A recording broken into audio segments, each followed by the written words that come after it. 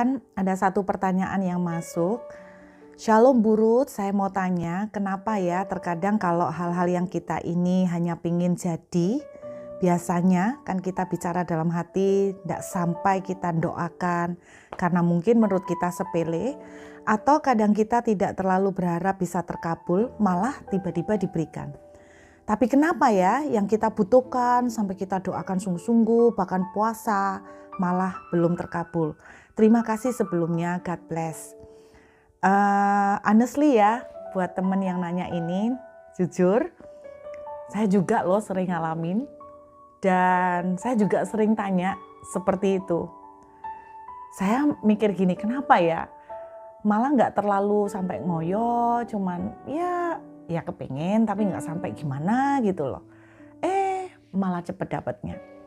Yang diseriusi sampai sungguh-sungguh, bertahun-tahun nggak dikasih. Saya juga bertahun-tahun juga cari jawabannya kenapa. Tapi saya tuh mulai mikir gini loh. Pernah nggak kalian itu ngalamin sering waktu kita cari barang, kita tuh ngomong gini, barang nih ya, kalau dicari pas dibutuhkan, dicari nggak ketemu. Pas kita nggak nyari, malah ketemu. Saudara pernah nggak mengucapkan kata-kata seperti itu? Nah, saya sering mengucapkan kata-kata seperti itu pada waktu cari barang. Saya pikir-pikir kenapa ya? Salah satu pemikiran saya seperti begini. Kalau kita pas cari barang, kita kan fokus ke situ. Nggak ketemu, jadi rasanya tuh tambah lama gitu. Tapi waktu kita tuh nggak nyari, karena memang kita nggak konsen ke sana. Kita nggak mikirin ke sana, tahu-tahu ketemu, tapi tahu-taunya itu bisa cukup lama. Loh, ini nggak dicari, ini dulu yang kita cari, ternyata nongol. Kita nggak kerasa, padahal waktu jeda dari kita dulu nyari sampai ketemu itu bisa 1 tahun lebih. Tapi kenapa waktu kita ngomong, ya pas nggak dicari ketemu, karena kita memang nggak konsen ke sana. Jadi ya ketemu gitu loh. Jadi menurut saya tuh seperti begini, kenapa yang kita nggak terlalu sampai ngoyo tuh malah dapet? Karena perjalanan waktunya kita nggak kerasa, jadi tahu-tahu dapet gitu loh. Tahu-tahu dapet, mungkin itu yang pemikiran saya ya. Tapi yang kita sungguh-sungguh kerjai, apa yang kejar, makin ngoyo. Nah saudara, orang tuh kan makin kepingin tuh kan tambah kerasa lama gitu kan. Istilahnya orang itu gini loh, orang kalau kebelet pipis, pengen kencing, jeda 5 menit aja rasanya lama sekali, bener kan? Tapi kalau orang nggak kebelet pipis, ya kita nggak kerasa, tahu-tahu jam sudah bergulir 2 jam, kita nggak kepingin pipis. Menurut saya kira-kira itu analogi saya ya. Jadi kenapa yang kita malah nggak terlalu seriusin untuk doakan?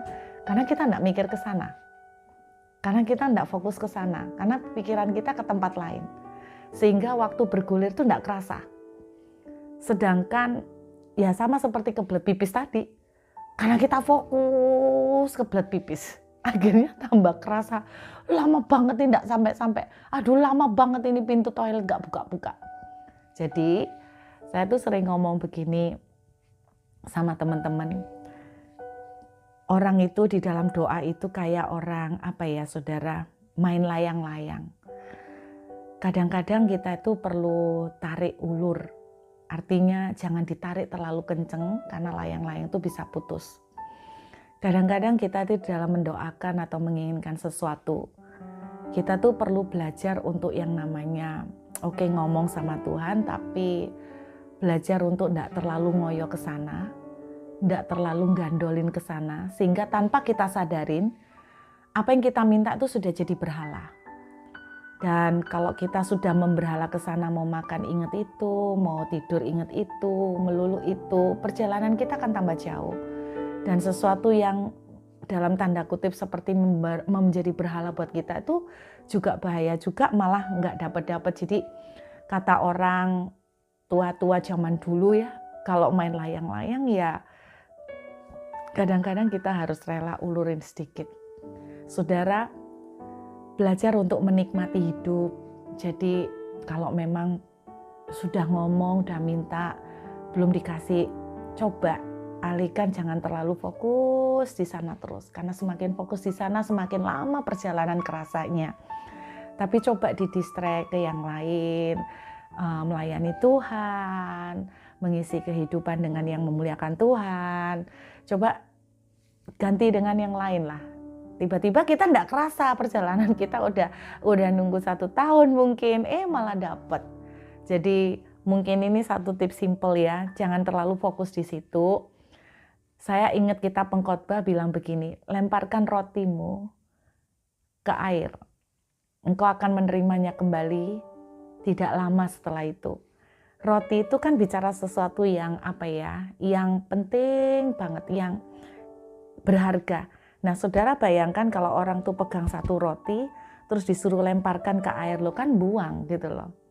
Tapi firman Tuhan bilang begini hikmatnya di dalam pengkhotbah itu, kamu akan mendapatkannya kembali tidak lama setelah itu. Jadi sometimes kita tuh perlu belajar untuk rilis, perlu belajar untuk lepasin.